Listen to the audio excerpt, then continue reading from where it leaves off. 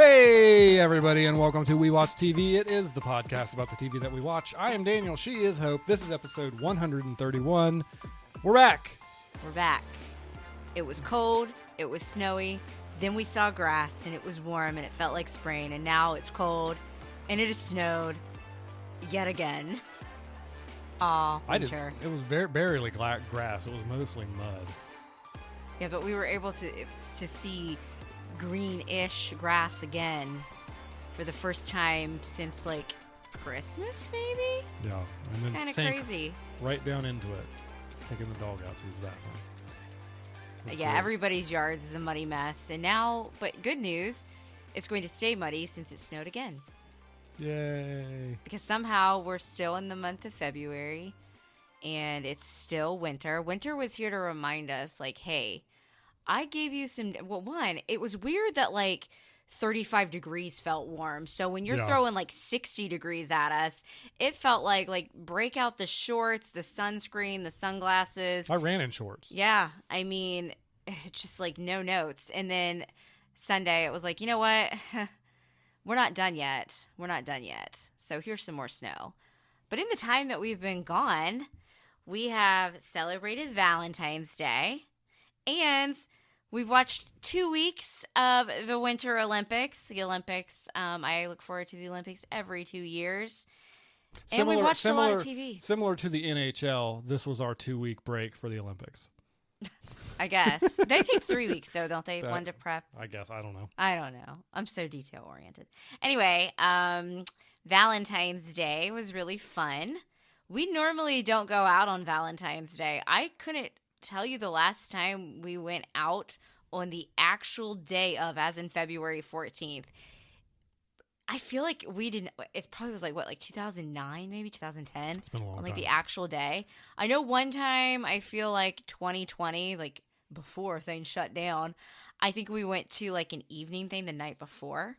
I can't tell. Maybe that was the day of, but I don't remember. I think that was earlier than that. I think it's been a long time. I have photo evidence. Oh, okay. Because I was like trying to figure it out. But normally we either get a heart-shaped pizza, do nothing, except for you always do get me some nice candy, maybe some takeout. But we actually went out on the day of February 14th. And you know what? I think we did it correctly because while we were leaving town and we saw like the masses of people coming in, I thought it was a very nice day. We didn't like try to go sit down at a restaurant and be around a bunch of crowds of people. And I think it worked out. I think we were safely tucked away in our home by like 5:30 or something. Oh, absolutely. I think a lot of people were out that weekend too, because that was like where our fake spring started. Yeah. The warm down. And like it was a 3-day weekend for a lot of people with President's Day coming up. A lot of people hadn't, been out of their homes in weeks. The only time we had really been out would be if we had an appointment to go to, somewhere to be, or I think we went out to Starbucks a couple times, but it was like a Starbucks run where we stay in our car. Yeah. So this was like our first time like going out and doing something fun rather than like having to be at an appointment or somewhere else. The movie wasn't too full, but the Chili's that we picked up afterwards, we would have been waiting probably an hour and a half if we had been eaten in Chili's. It was popping. And this was at like 3 in the afternoon. Yeah.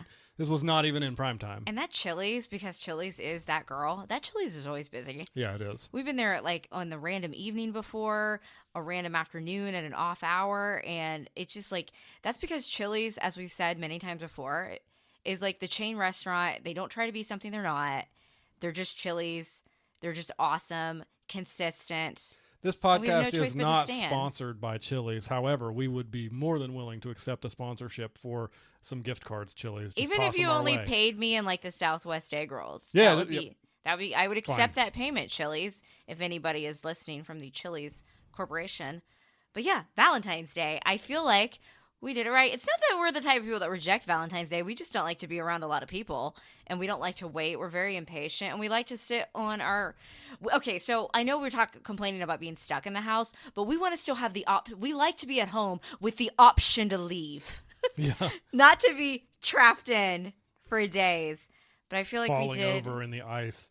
Have we podcasted since I hurt myself. Yeah, I think we have. I think we did. Yeah, I think we've already about like almost killing myself on the ice. Yeah, and then I think you fell again after that. Yeah, probably. That sounds about right.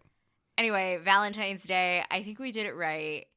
I decided I've been all up on like the lore around the movie. I decided I was going to read the book, which is very different from the movie, but I got really invested into Wuthering Heights by Emily Bronte, and I'm like, Daniel, I really want to go see this movie. I'm like, I've already heard that the movie is not really like the book. I was like, but I'm going to read the book first, and then we're going to go see the movie, and I really want to see this movie for Valentine's Day. And I thought that you might give me like some pushback on that, and you were like, oh yeah, that movie looks pretty cool, which bravo for having a nice, lovely husband that I don't have to like beg and convince to go see a movie on it. Because I'm not going to say, I already told you, I was like, this isn't exactly a romantic movie. I don't know why they're marketing it as such.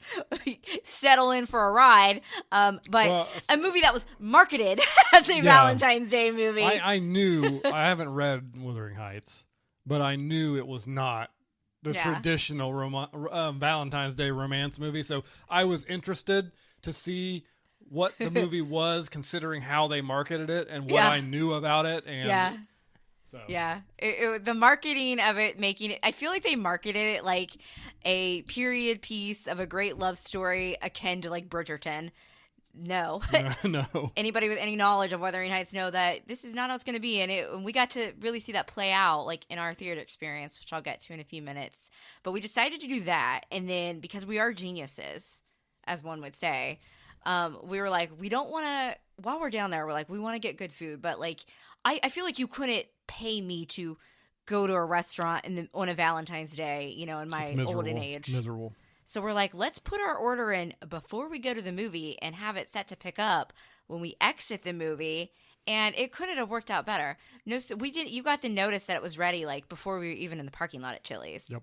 And we could see as we were leaving all the restaurants like around like the mall like area where our theater and all the restaurants and everything, where you could see those were crazy. We could see as we were driving back to our small town, we could see everybody, driving into the big city, just a line of traffic. And I know those people had to be out for Valentine's Day. Oh, for sure. And we had no traffic heading back. So everybody was going to like you said, the big city, Huntington, West Virginia. Is it Modern Family where Claire's like, I won therapy?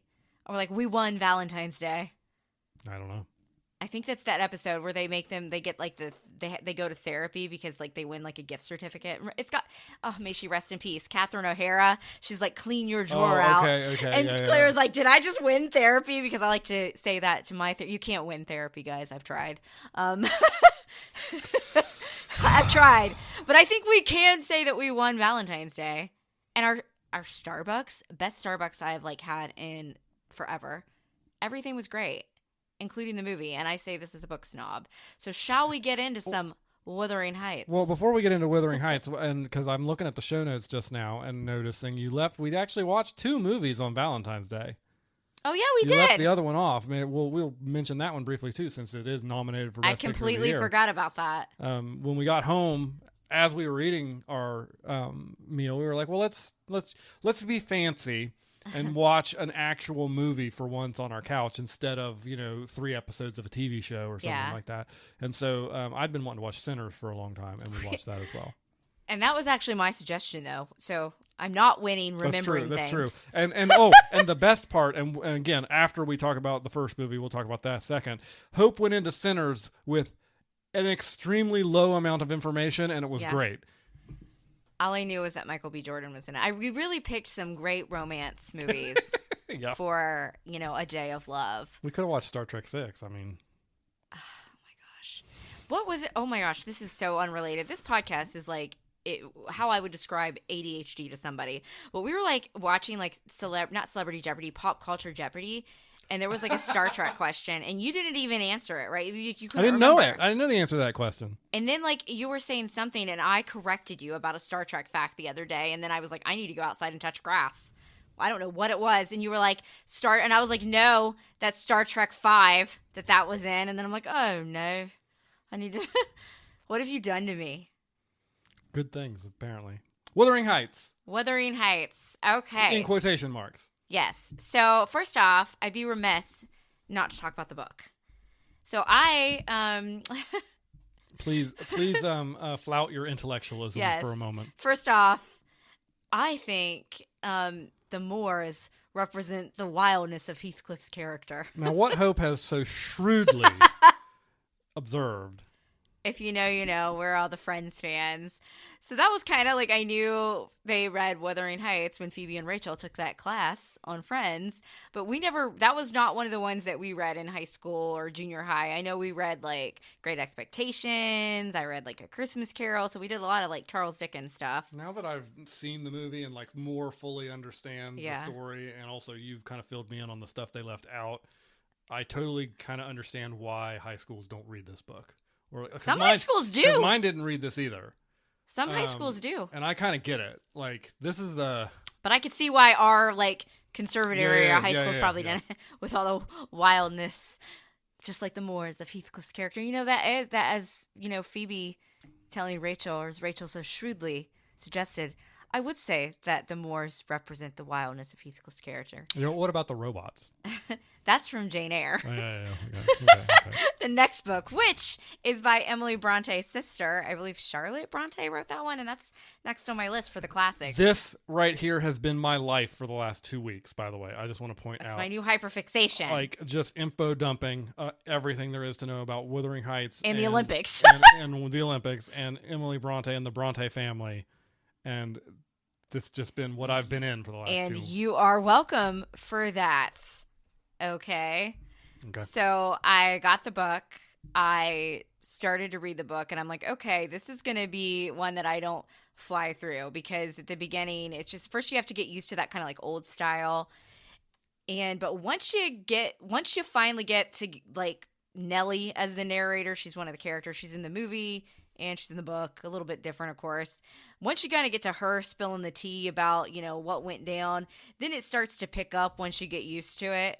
You're like, all right, we're in a groove. And then suddenly, before I knew it, I read Wuthering Heights in like 2.5 days, which I think is pretty, you know, I'm going to not to clap myself on the back or whatever. She just clapped herself on the shoulder, by the way. It was because it got like, I got really invested and got really into it. And I think I've seen some people say online, they're like, I struggle to get through this. The first chapter and the second chapter, you're kind of like, what is going on? Because it starts off like, you're not quite how the book ends, but you're more in a present world. And like, this did not happen at all in the Wuthering Heights movie, but you meet a character named Mr. Lockwood. You see Heathcliff, who's older. You see Catherine Linton, formerly Earnshaw. Now this is her daughter, who's also named Catherine. A lot of names are the same. a lot of like family connections. And he kind of finds like, was like, well, so what's the deal with this guy? And what's the deal with her? And then you finally get to the narration. I say about chapter 4.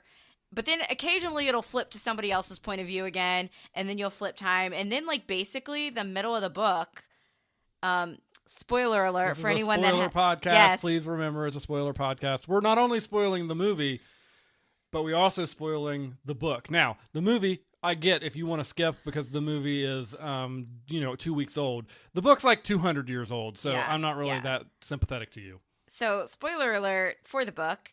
I'm halfway through the book, and I'm like, Kathy's dead. And like, I looked up from Daniel on the couch, and I'm like, so what are we gonna do? And I was like, Kathy, as in the main character, the character being played by the A-list celebrity in the movie we're about to go see. I was like, so she's dead. And then I'm like, we have a whole half of the book left. So the whole second half of the book is like the second generation of it. So I'm like, I bet, because I had read that the movie makes some major changes, and I was like, I bet they're not going to touch that second book entirely, and I was correct. I will definitely say this about the book. I love the book. It might be one of my favorite books upon reflection that I have ever read. It is insane. It's crazy. What is the Nicole Kim? 1 minute it's quite mystical. Like it's like just, I like the gothic nature of it. We have ghost. We have a passionate toxicity, love story. We've got, family drama, family gossip, revenge, hatred, even a little bit of not for the characters you think, but, some healing and redemption. It's got all the elements. It's basically like a huge spilling the tea gossip session and, about this at the center of it, Kathy and Heathcliff, these two toxic characters, but in their just connection to each other and deep love at each other, as well as almost hatred at the fact that they love each other so much, and kind of the fallout of everything surrounding them, and like why Heathcliff is the way he is and all of that. So the book's a lot. Let's just put it that way. And I kind of you had already heard a little bit, so I kind of warned you. I was like, yeah, this is not going to be like, I think, like happy. And you already heard me be like, Kathy's dead. Like when I'm reading the book, because I just kind of like put the book down on my lap. I looked up at you and I'm like, and I've got this much left. I've got half a book left. So when it comes to the movie, they already have the quotes in it. Wuthering Heights. Emerald Fennell, I think that's the director. She said to think of it as this is like her version or reimagining of Wuthering Heights. And this is how she kind of sees the story, and that it is going to be very different. And I've heard some people compare it as almost like a fanfic of the book. And I know that sounds really negative, but I think that's a fair comparison. And I think the Moors represent, no, that's how I sound. As a book, and you know me, I am a book snob. I really am. Like when it comes to stuff like that. But I think in this case, I think it's okay to like both. I think I can like the book for what it is, and then I can enjoy her interpretation as a great movie on its own. And I know there's been a lot of like discourse of that from some of the book people, kind of talking about like how they didn't like the movie at all because it didn't stick close to the book adaptation and blah blah blah blah blah. But then I've seen other people like me who also read the book and are like, you know what, I liked both, it's fine to like both. And then I've seen some people that just went in to watch the movie and they have no intention to read the book and they liked the movie as well. So art is subjective, and that's kind of just like my little PSA on that. I think it's fine to like both of them, and I will freely admit that I enjoyed both pieces of media, and I'm just in my Wuthering Heights era of all kinds. Now, let me ask you a question. Yes. Now we're going off the book. Now we're going to the movie. Do you think those girls in the front of our theater liked the movie? I do, but I think they were traumatized. Folks, yes. They clearly went in not having read the book, thinking this was a cute Valentine's Day rom-com. They were sobbing at the end of it. I think it was and out of the theater and into the bathroom. I saw them in the bathroom.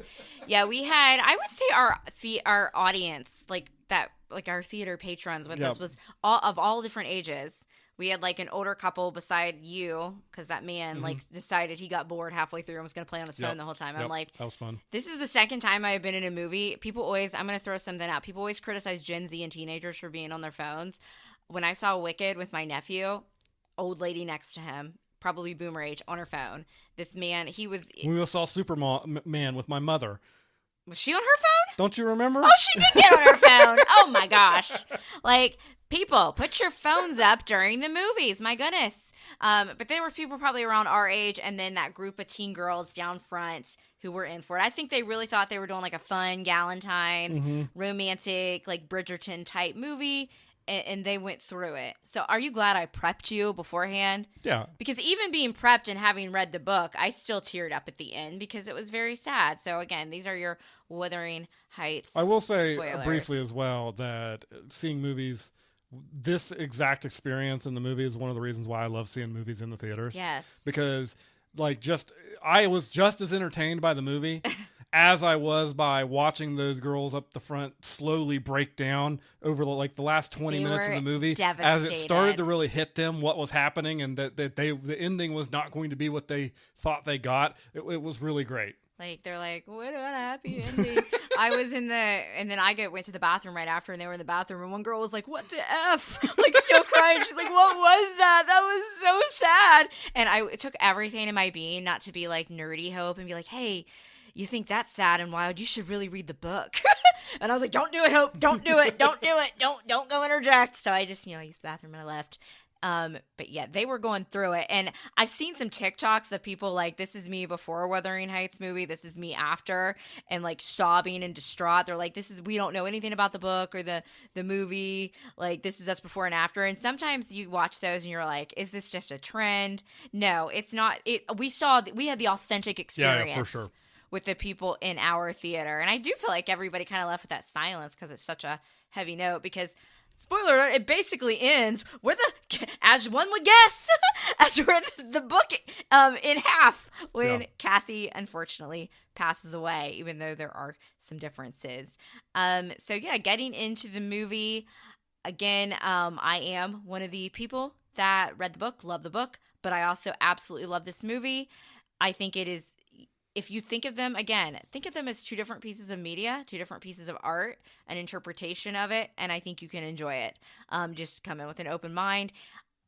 For me, obviously I liked Wicked for Good. That's always, I'm such a Wicked girly, but this is one of the best movies I have seen in a really long time at the theater. Like, it was, I have not had and we're not going to, obviously, because again, people lead busy lives, but this is the first time I've come out of a movie and been like, yeah, I would go see that again at the theater before I watch it again at home. That is how much I enjoyed this movie. It was visually stunning. Every shot looked absolutely gorgeous. The cinematography was top tier. The aesthetic was incredible. The soundtrack, Charlie XCX knocked it absolutely out of the park. I love every song. I had no idea that one song, House. Yeah. I thought it was like, because I'd heard it on TikTok, and I guess she released that song for the soundtrack in like November. But I'm like, did they pull that song for the movie, or was this part of the movie? Did not know that. And I could tell other people in the theater didn't know that either, because I was like, yes, this song. And I heard somebody laughing. Probably one of the teenage girls like, oh, this is the song from TikTok. That should have been their first hint that something was clue. Up, right? Like, what are we, 2 minutes into the movie? The title card is getting ready to come up, and that song starts and they're going to a hanging. Yeah, like, they're going to watch a hanging in the streets. The hint that maybe something was different about this movie.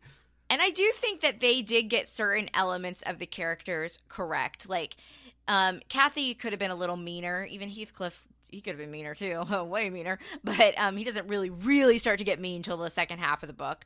But I felt that the movie still captured their unbreakable bond, their tortured love story, even the revenge and being angry with each other because they love each other so much. So the toxicity.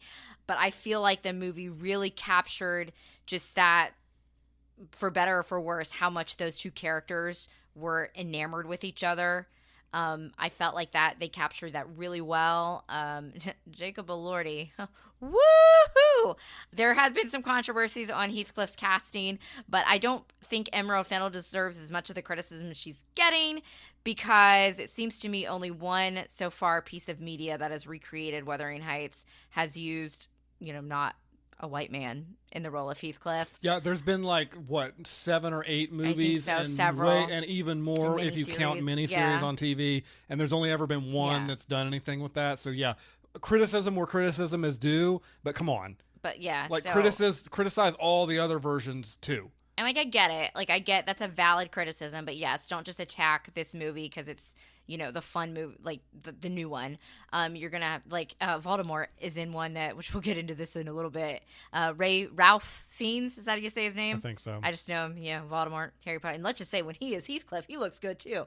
Jacob Elordi looked really good though, and I thought he played the role really well. And to think I first ever saw him on The Kissing Booth, a Netflix movie, is crazy to me. Margot Robbie, she was cast as Catherine, and there was some criticism, is she, too old? And she does, she is older than him, but let's call it what it is. When she was in Wolf of Wall Street, she was 15 years younger than Leonardo DiCaprio. No one said a word about that. So let's stop being ageist and sexist against women, people. And I felt like those two, all the lore because I first got into the lore of this by reading about all the chemistry they've had, on screen and off screen, and just kind of what was going on with that. And it translated on set because the chemistry was off the charts and the acting was good enough that I thought they were cast really well. It was just a beautiful movie, and I felt like this version of Wuthering Heights I really did enjoy. And there were certain things from the book that I was glad they changed for the big screen. For example, I told you before going into it, I'm like, I really don't want to see dogs get abused in this movie, because Heathcliff, he is not, especially once he loses Kathy, his character, he's not a very, even when Kathy's still alive, would you say Heathcliff is a good person? No. Of course, are there circumstances with his childhood that propelled him to grow up the way he did and become who he was? Of course. But he was still not a great dude. And I'm like, I'm glad that they changed some of that because I didn't want to see that type of abuse depicted on my screen. When it comes to the character of Isabella, that is who Heathcliff literally marries. He marries Catherine's sister-in-law just to kind of make her mad. And in the book, that is a very volatile, abusive relationship. And it was still abusive on screen, but they kind of made Isabella a little bit more of a goofy character, if you will, and kind of like kinky, like that she was into it. That was a choice, but I feel like they did that so you as an audience were still wanting to root for, Heathcliff and Kathy and their love story. And I understand why they went in that direction. There's been, I get it. I get why that choice was made. If that, at the end of the day, I will make one point again. For I haven't read the book, so hold your superiority over me all you want. I do think, for me personally as a watcher, I get what you're saying, and I understand what the change they made with that character. I felt like the whole moment where she's on the leash and the panting thing, like where she was acting like a dog. That to me that was a little too far in that direction, but it didn't ruin the movie for me. I think they did that to kind of like as a wink, like instead of him. Sure, I know. No, I know why they did it, and I think they could have gotten that same message across with not going quite that far with it. Like I said, I think they did that because she kind of does that wink at Nellie. Like I think they wanted to show that while she was still actively being abused, she didn't mind it as much because she had this kink to her. And I think they made that choice. Otherwise, you just to soften him just the blow bit. Of and I get being that. a horrible, I get that. Horrible person. Like I said, I understand why they did it, and it doesn't ruin the movie for me. I think that specific moment maybe was just like a little bit over the edge of believability. Yeah. Versus they could have, I think, done it and not been as like overtly just like whoa in that moment. I did like that they still kept some of Isabella's like childlike qualities that she has in the book, because there's this one scene where she and Edgar, which the movie didn't make it clear. In the book, she and Edgar are brother and sister. In the movie, he called her his ward. So I don't know if we're led to believe. There's a lot of like cousins intermingling and everything in the book. But she's like telling he's like, so what's your book about? And she's like telling him about Romeo and Juliet, and she's giving him like the play-by-play, and then she's like, and then Mercutio and Tybalt, and then Daniel and I just looked at each other. Is that not me? Yeah. When I'm describing a book to you. But yeah, aesthetically pleasing, visual, just art, soundtrack amazing, and I really did feel like they at least got the love, for better, for worse, even though it ends pretty terribly. I felt like they got that right, and I really like what she did and her vision with that movie, so it's one of my favorites.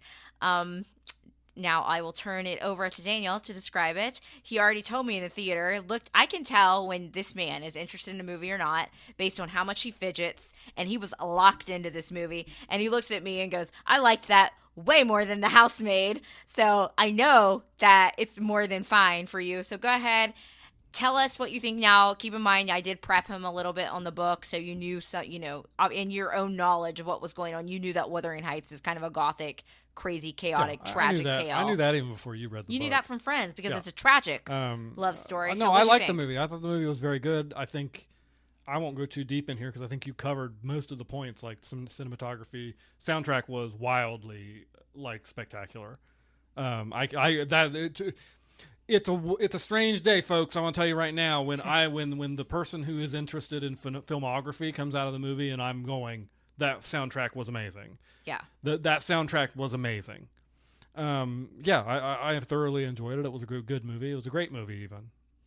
And there was one shot that you really liked with the dollhouse, and I've heard other people talking about that. And then inside of Edgar's listen, mansion. Okay, I'm a mark for a dollhouse that is like a replica of the house, and then you do fun camera tricks where suddenly you're inside the dollhouse, but you didn't realize until you saw the hand come through the window that you were in the dollhouse. It was fun. I enjoyed it. So what would you think about Margot and Jacob playing the roles of Kathy and Heathcliff, and what do you think of the characters of Kathy and Heathcliff just based on this movie?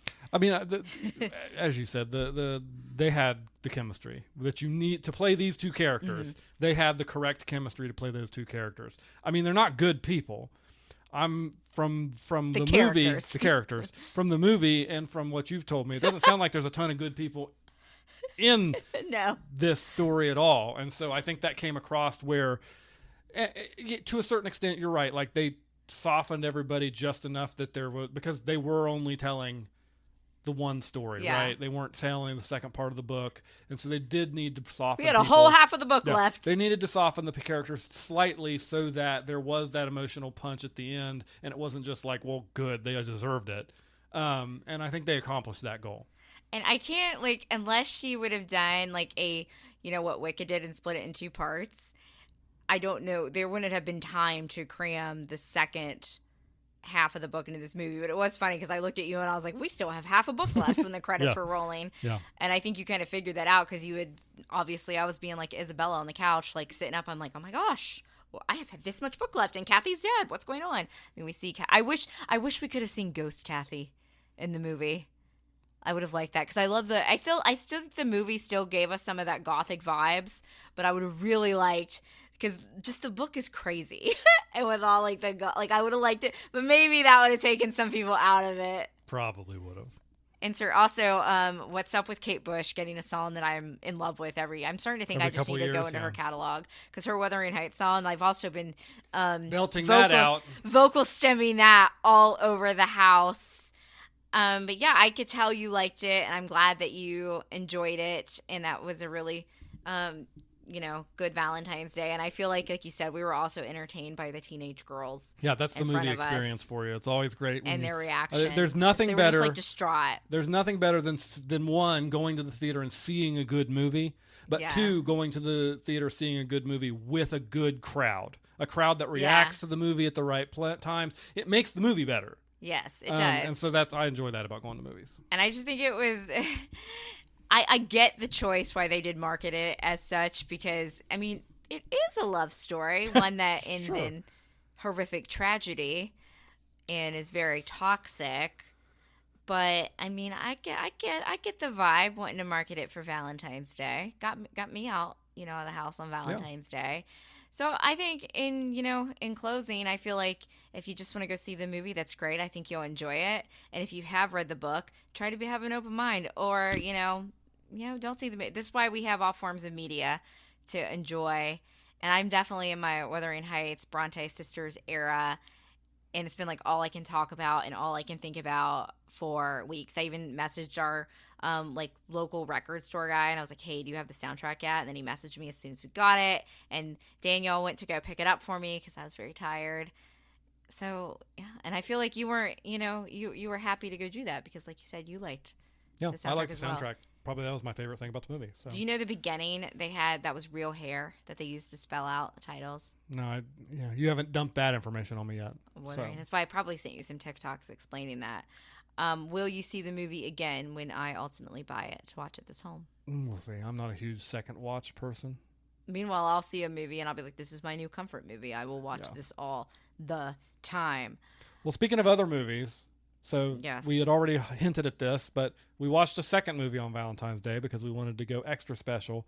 And so, you had mentioned watching it. I'd wanted to see it for a while. It's been nominated for Best Picture of the Year as well, and it's actually the most nominated film of the year at the Oscars this year. And of course, we're talking about Sinners. It won a Golden Globe recently for, I think, Cinematic Achievement. It's the same. It's kind of at the Golden Globes they've started, like Wicked. Regular Wicked got it last year. They kind of they try to award the movie that is the popular blockbuster movie. So it did win that. So some people are critical about that award, but it's still an award. It still gives them their flowers. And Sinners was, not a romantic vibe at all, really. But I'd say it was a pretty good movie. I liked it a lot. Michael B. Jordan plays twins. I did not know that. I just knew he was in the movie.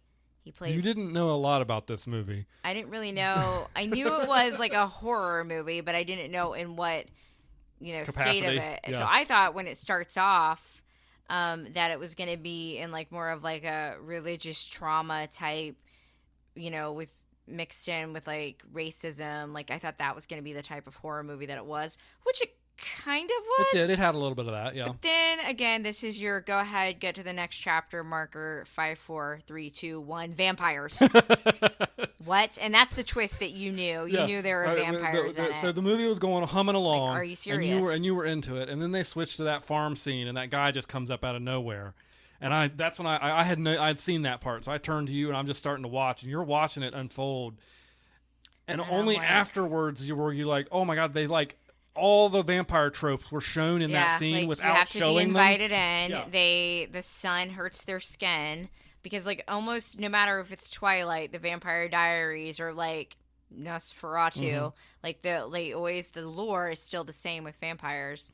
And I think they use that as, what is it from the Friends of it? Symbolism. Yeah. I think they use that as symbolism, as like, you know, white folks sucking away at like people's rights, people's culture, like, because a lot of there's music is huge in Sinners. Huge, yeah, it's very huge. And speaking of a great soundtrack, like this also had a great soundtrack. Absolutely.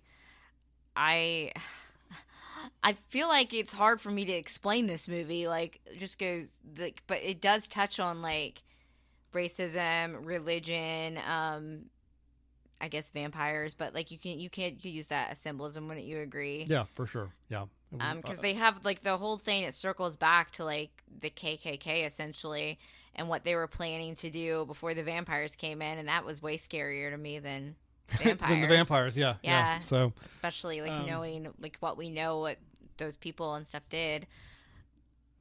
I thought it was really good. I think it's deserving of its awards. Yep. I don't think it's going to win Best Picture, but I don't think it's going to win. But I also couldn't tell you what is going to win because I have only seen. Have we seen 2 of the movies that are nominated at this point? Maybe this is the only one I've seen. I don't even know. I don't remember. A lot of the movies this year that are Oscar noms. I only know a handful of them. I don't remember the name of the one that's the favorite right now, and I'm not going to take the time to look it up. Yeah, I think it's one battle after another. Yeah, that one is favorited. Sometimes, things change. That one I would like to see, but I heard it's almost 3 hours, and I'm like, unless it's Lord of the Rings, I don't have much time for a 3-hour movie these days. I feel my favorite part of Lord of the Rings is when you watch the extended versions, and it's like when we're trying the West Virginia goodbye, when we're trying to leave a family gathering, you have to say goodbye for like an hour. Dude, that's not even in the extended versions. Oh, that's the regular? That's the regular movie. You've not seen the extended version of Return of the King. It's even worse. Yes, I have. We watched it on your DVD. I saw that. That's the only one I saw in theaters. But then we also watched it because we own all the extended versions. I've never seen the theatrical versions of the first 2 because when you started me on Lord of the Rings, you had me watch the extended versions like a maniac. Okay. Anyways, he tried to get me into being Lord of the Rings before he put Star Trek into my because brain. we met in the middle of Lord of the Rings mania. Like we met after the Fellowship came out. And 2 Towers had come out, but before the Return of the King had come out. That's why that was at the forefront of my mind at that time. Star Trek had been kind of in the back. They were kind of in their dark time period where the next gen movies had kind of become crap. And so you introduced me to Lord of the Rings, and then I had seen Star Trek: The Next Generation before I met you. What a stain on my character. But you also introduced me to Star Wars too, which I'll forever be thankful for that because I love Star Wars, even though, the sequels aren't my favorite, as you guys know. But I love me some prequels, and I do like the OGs. Yeah, but I can see this movie picking up some more awards. Yeah, Sinners. I think it'll get a fair share. I mean, it looked great. Like, you remember some of those shots when they were driving through the cotton field? Yeah. I honestly... I was asking you, I was like, is this a green screen? I couldn't tell. I could not. If it was a green screen, I couldn't tell. They did great work. And if it was a real set that they found...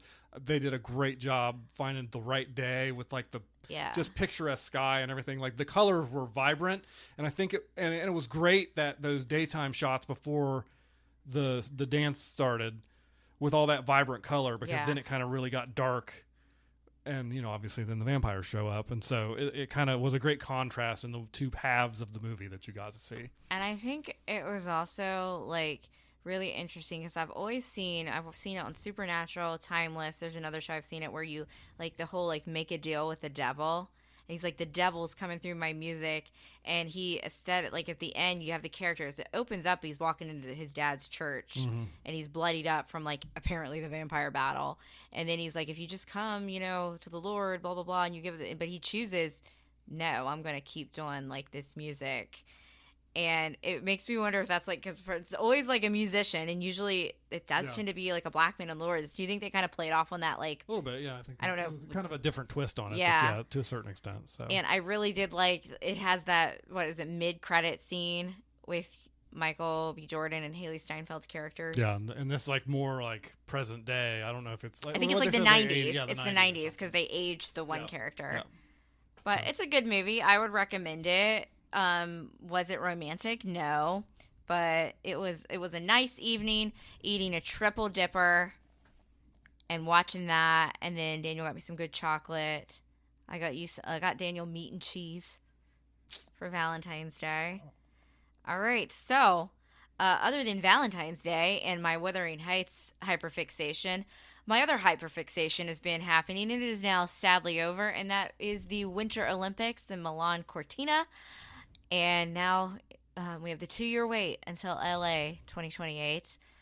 But we've watched a lot of Olympics. And just like I like to info dump, we'll be watching them. And I'll be like, did you know that Amber Glenn, USA figure skater, I was like, she plays Magic the Gathering. And I try to give Daniel like things that he's going to be interested in. I'm like, Chloe Kim. I'm like, do you know that she dates Myles Garrett of the Cleveland Browns? And I told him that like a week before the snowboard thing that she competed in. And then like the day that she competed, Daniel's like, hey, did you know? And I was like, yeah, I told you that.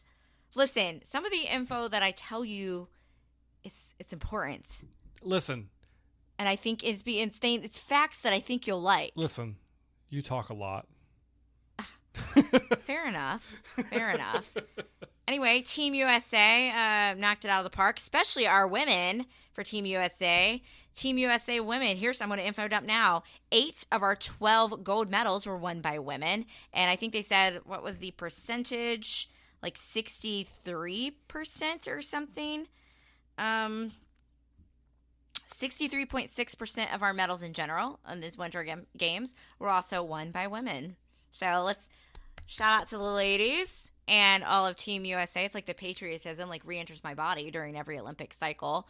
What about the women's hockey team winning, and then like almost an hour later, Alyssa Liu wins our first gold in 24 years and got on the podium for the first time in like 20 years in women's figure skating, and all that happened in like the span of an hour. Like what a high was that? It was pretty exciting. And I think John Paul like called me out on this. Like I am a casual hockey fan. Listen, maybe I would love to have a women's team to root for all the time, because while the men's were fun to watch, the women, I got super into watching our women's team, and they pretty much played lights out. But then that last game against Canada went into overtime and was insane. And you would think I'm like a full-blown hockey expert now, even though I'll be like, get down the court, or rink, whatever it's called. Then I'm like, get that in there. That game was great. It's kind of crazy to me that both hockey, men's and women's, were the same two countries and both went into overtime. Yeah. To finish out. That was kind of crazy. Our women have won a few times. In the past couple Olympic cycles, we have won gold, but our men have not won gold since the famous Miracle on Ice, in like 1980? Yeah. So that was 46 years ago. So we also got up at 8:10 in the morning. We set alarms, got up, had coffee, and watched Team USA again win in hockey. So congratulations there. It's weird watching such an intense sporting event so early at that time of morning, because I'm like, it's not like we've watched NFL games kind of that time. Yeah, like when they played and other stuff, overseas. but it's a whole other thing to basically be like the championship game, but it's at 8 a.m. So and that hockey game, from what I understanding, was like, I know all hockey seems very intense, but just a continuous back and forth. Like it was like there was no time to get up and pee unless it was between the periods. Yeah, there's three periods in hockey. I was like, when is the third quarter? Then I know that there was only 3, but Daniel's like, why would they wouldn't call that a quarter? Help. See, you infoed up on me too. I'm like, okay, fine, I get it. Quarters are in fourths. I understand that. That was fun. Our Team USA figure skating, the team, we won gold in that as well. We watched a lot of that. We watched, I think Chloe Kim, she did get the silver. Myles Garrett looked like he was gonna puke when he was waiting for her. I think that humbled him a little bit. I don't know, maybe not humbled him, but it showed me a more humbled side of him, because I'm used to seeing him, swinging helmets and acting crazy on the football field, and he was just a supportive boyfriend. One time he did that. Yeah, and that was pretty bad, the one time he did that. It was pretty bad. Yeah, I don't really like Mason Rudolph very much either, but I guess he doesn't deserve to have his head almost taken off, maybe. But that's how you were always when you would watch me, like at my meets and stuff. Like Daniel was always super nervous, and you're like, this is like taking me back. Ilya, our predicted favorite for gold. Obviously, that was a devastating. You watched that one, and that's why you didn't watch. Daniel didn't watch Alyssa Liu, because he's like, I watched that one, and every time I came up, performed horribly. Every time I came up to watch, people did terrible. So I'm just like, I'm not going to watch them. I'm clearly a bad luck charm for the skaters. But I think that shows, the Olympic pressure. But I watched one thing. I watched the women's biathlon one day, and we didn't have any Americans in that. But that was like watching the end of a track meet, and learning about that, where they run around on the skis and they have to go shoot. But if you screw up on one of your shooting things, you have to basically not take a timeout, but add until you can keep going. And it came down to the wire. Yeah, it's like a time penalty, but instead of just adding it on, you actually just have to stand there. And I feel, because I've seen sports where if you mess up something, you get a time penalty, which means they just add those seconds to the end of your thing, but you still get to continue on. I feel like it's way worse when they actually make you just stand still. And that's what they did with the French girl, but she sprinted her way, literally. What about the man? I don't remember what country he was from, that uphill in skis ran a sub 6 minute mile. Mm-hmm. That was for anybody who doesn't know what a sub 6 minute mile is, that is a blazing on skis uphill. That's blazing. Most normal people, which Daniel and I, we're not normal people, but we have in our lives you ran a sub 5 minute mile, but I have ran on a flat track. I've ran in the low fives on a flat track in my not youth. In skis, not on ice. Certainly couldn't do that now, where running a 10-minute mile has me winded, but that was incredible. So I really just love the Olympics. I love getting to see these athletes that work so hard. And they're sports that typically don't get a lot of recognition, shine, kind of on the big stage. And I'm really sad it's over.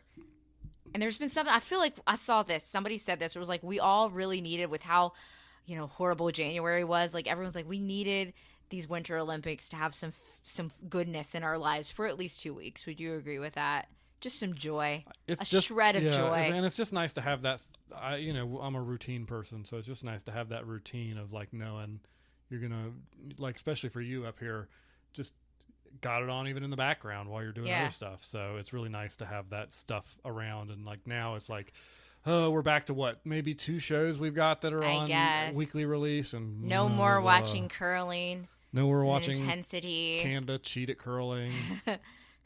I like how everyone's the curling is such a calm sport. And then you had those 2 screaming at each other. That was funny. Yeah. But yeah, I love the Olympics. I'm sad it's over. I saw something. People are always which do you like better, summer or winter? I will watch them all. At the end of the day, if you made me pick, I'm going to go with summer, just because those are the disciplines we did, like track. I've done gymnastics. But someone was the Summer Olympics is what a test of the human body can do. The Winter Olympics is what can we do to the human body? I know. Put them on a board, send them down the hill. Put them on crazy stuff on a track with just basically knives on their feet and only wearing lycra spandex to protect them. And then there's curling. But yeah, I'm sad the Olympics are over, but at least we only have to wait 2 years for more Olympics. What was your favorite part of the Olympics if you had to pick? I really enjoyed watching. Obviously I didn't watch nearly as much as you did, but I did enjoy the hockey that I got to see, and I watched a little bit of curling, not a ton. I just that curling's one of those ones that's like a background sport. It's like golf. Yeah. You just turn it on and just disappear into the couch for a little while. I think my favorite part has been how excited a lot of the athletes were to get the stuffies, because everybody got stuffies if you medaled, except for the 2 silver medal hockey teams, because the look on their I feel like getting a silver medal would be awesome at anything except for hockey, because you're so close. Getting the bronze would be better. Any of those team sports where you get gold if you win the game and you get silver if you lose the game, that silver medal feels a little empty. So not only that, you just saw the expression on both the women and the men when they handed them the stuffies, and they're just what is this? Whereas flip to the figure skating team, right. And like I feel like Alyssa Liu looked more excited to get the stuffy than her gold medal. So I don't know. That was funny. There's been a lot of good memes about that. By the way, can I ask a technical question? Yes. We're calling them stuffies now because these are just stuffed animals, right? Yes. But they're just stuffies now. That's how we refer to them. I guess so. That's what the youths are saying. So okay. I just needed some clarification on that point. So. All right. Well, we did in the meantime while we've been gone. We did watch some TV. We finished Fallout season 2. I know season 3 is confirmed. We saw the finale. What did you think of the finale, Daniel? It was fine. It could have been a little bit more exciting. I feel like it felt like. Okay, season 1 ended in a way that you could have never had another season, but they also teased you for second season. Yes. This one ended in they clearly know they're getting season 3, and they didn't even so nothing felt wrapped up, nothing felt finished, nothing felt like resolved, and I think we both share this criticism. The ghoul finding the pods where his family were, but they're not there. Now he's got to go to a whole other thing and do it all again. That felt a little frustrating. His wife left him a message, kind of like a hint. Yeah. Like, hey, I'm still out there, like some kind of inside thing between them, and it seemed like it was planned, and he was relieved to not see them in the pods. Right. But now we're going to have, which I guess somebody said that's like his whole purpose is looking for his family in the thing. I know that I'm not a gamer. You are familiar with Fallout, but I guess one character from the game showed up and made this shot during the battle scene with Maximus. I don't know if it's confirmed that that's the character, but a lot of people online are thinking it is. They recreated a shot from the game, and it was very exciting. No, everybody was freaking out about that. Season 2 continued to do a great job of provide a good story for people who like you, who aren't gamers, but also trickle in the things, the winks and the nods in a way that you didn't need. If you missed them, it didn't diminish your enjoyment of the show, but for the people who did know them, it increased their enjoyment. They did circle back to season 1. In season 1, we had that one character, the original owner, I guess, of the dog that took that pill and basically offed himself. Because now we find out that those people are running, I don't remember what they called it. The Enclave. The Enclave are running the whole weirdness. That's who Lucy's dad is technically working for. And we think they actually might have been the people that dropped the bombs, too. But we don't know. Lucy's dad, we thought he was working for, the shady people of Vault Tech or whatever, but he's actually double crossing and working for them. And because he takes the same, or no, he put the tracker in himself. So I think Kyle MacLachlan's still going to be part of the show, but now he doesn't have any of his memories. Do you think Lucy's dad, while he is a bad person and has bad ideas, I still at the end, even though he was going to put the tracker in his own daughter, I still think in his own twisted, warped up mind, he did love Lucy. But maybe I'm just toxic. But that tracker, deciding that because she wasn't going to go along with it, she wasn't going to comply, that he was going to, that starts to make you, that's the turn where you go, It was disappointing. At first, he's tried to give her the chance to see his point of view and come to terms with it. And you're like, okay, he really wants he wants her to see his way so that he can stay with. But then when she doesn't, he's like, okay, well, I guess I'm going to have to mind control you. But then she outsmarts him and everything. I feel like Kyle MacLachlan is just such a good actor at playing that type of character that, even though he's villainous, I so badly want there to be good in him. There could be now because with what happened to him at the end of the season 1, he could still be in the show because he's not dead. But 2, if it really was a full wipe, he's just basically a new character at this point. We have Lucy and Maximus reuniting at the end. Yep. I feel like this is how I feel this season. I think that as a whole, I enjoyed season 2 better. I felt like the pacing was better, the storylines moved along better, but I completely agree with you that the finale in season 1 was better. And it's not that I don't expect to be sizzled, because that's par for the course. Right. For I guess my criticism was I felt like, because they brought in Macaulay Culkin's character back because their whole separate story with I felt like we needed one more episode. They didn't pay that off at all. Yeah. But all of that was meant to be sizzle for season 3, and that's and it just felt like they were cramming a lot in. And for me, if they had just done one more episode, they could have still sizzled me and fleshed out some of these storylines. But I did enjoy it. So but I agree with you. I think the wife and kid of the ghoul not being in those pods. That was frustrating. That's what made it feel flat for me. Yeah, like, we were building up to this thing, and then they're not in there. And it's not a situation of like, and I guess I know it's a mystery because they're not in there, but there's a note, so it means something, and I'm sure we'll understand that in the flashbacks. But it was a little frustrating to me, but I get it. The ghoul, once he finds his family, his character arc is done. So you can't. Sorry, Lucy's a great character. We like Maximus. There's no show without the ghoul. No, he makes the show. So speaking of other finales and other Lucys, Tell Me Lie Season 3, which has now officially been confirmed by the showrunners as the series finale. I have to respect it because that show's been doing pretty good. They would have had no problems getting picked up for a 4th season. And she said that they talked about it, about doing what they could do for season 4, but ultimately decided to stick to their original plan. And I have to respect that, because that's respecting your art, respecting like the show you put together, as much as selfishly I would like another season. You've watched a little bit of Tell Me Lies, and you're like talk about, Wuthering Heights being toxic. Talk about toxic. Yeah. So much so, they played the Britney Spears Toxic song, and it was one of the best scenes I've ever had. Folks, listen, I didn't watch that episode, but I was in my office and I could hear I heard the music cue, and I also at the same time you heard me screaming. Heard you screaming multiple times at the television as it went on. And what I like about it, I can tell it's a good show. And you can tell when I'm into from you watching it. Yeah. But more importantly, here's how else I can tell a good show. So when you got done, you were like, "What?" And then you were like, I was a little irritated. You were mad. You were not happy with how that ended.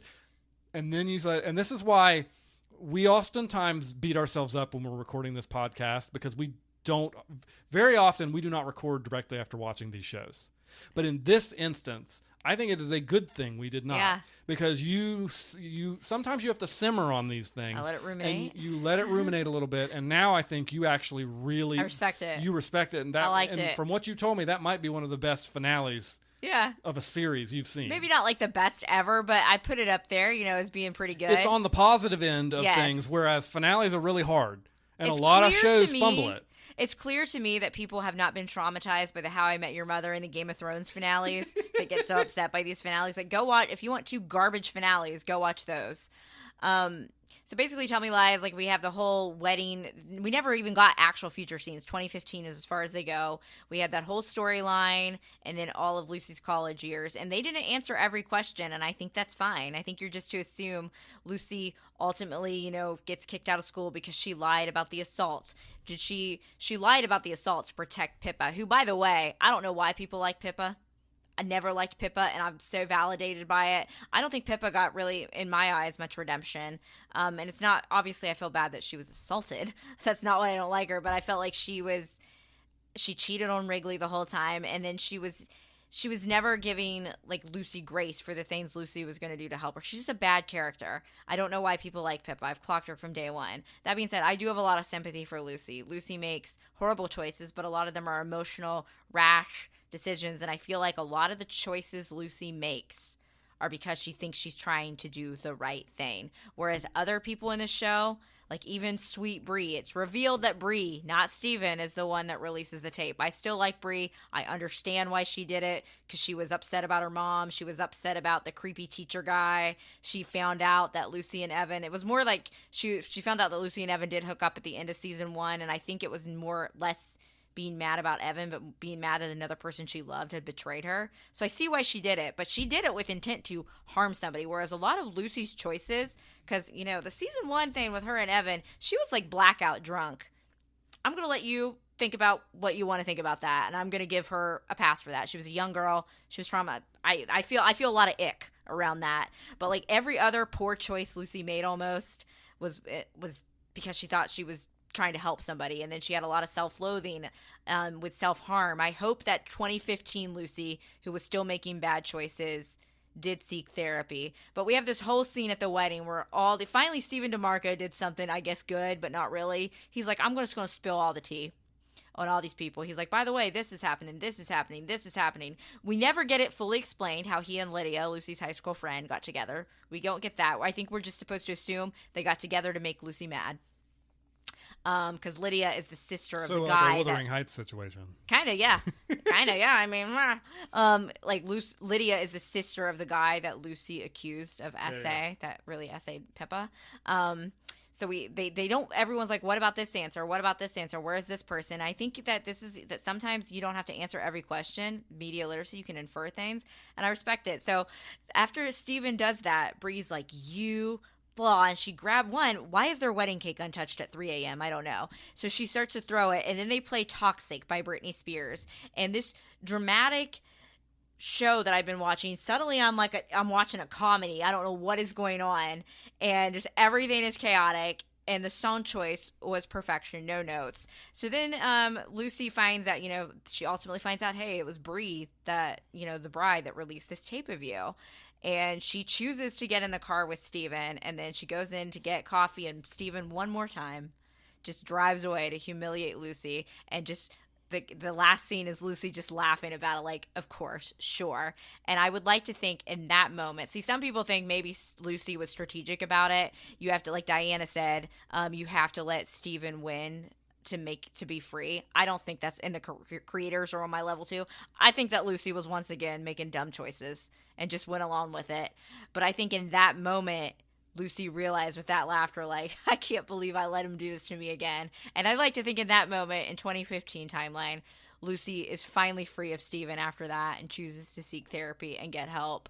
And Steven can go drive off a cliff for all I care, because he is the worst villain ever. But we did get basically a wink at an endgame. I've never rooted for cheating so hard in my life than for the characters of Wrigley and Bree. Because Evan basically turned into Steven Jr. So everyone's like, and Evan getting a face full of wedding cake in that chase scene during Toxic was, do you want to know what Evan did, Daniel? No. Bree's birth mother is an alcoholic. And Evan, first off, he went to consult the professor that Bree had an inappropriate relationship with. Like, how can I manipulate my girlfriend? Then he got her mom drunk on purpose so Bree would come to him for help. So Evan, trash. So I'm glad he took a face full of cake. And this part where Evan's like, so you and Bree to Wrigley have been hooking up all this time? And Wrigley's just like, yeah. But then they have this look where Evan's still yelling, and Bree and Wrigley look at each other and they smile. And I'm like, oh, in-game confirmed. But that's how Tell Me Lies ended. Like, not a lot of stuff was resolved. The whole toxic friendship group is basically, at that point, I'd say it's done for good for a little bit. I think there's a chance with therapy, Lucy and Bree could maybe be friends again someday, but that's how it ends. And I think for the tone of the show, it was like almost poetic in a way. And would I have liked more? Yeah. Would I have liked more stuff answered? Sure. But I have to respect it, because when the toxic, it was almost like I felt like they just played us as the audience. Like, we got played by Steven. It was good. So I have to give credit where credit's due. And like you said, it took me sitting back on that and to reflect a couple hours later to be like, okay, that was actually cinema.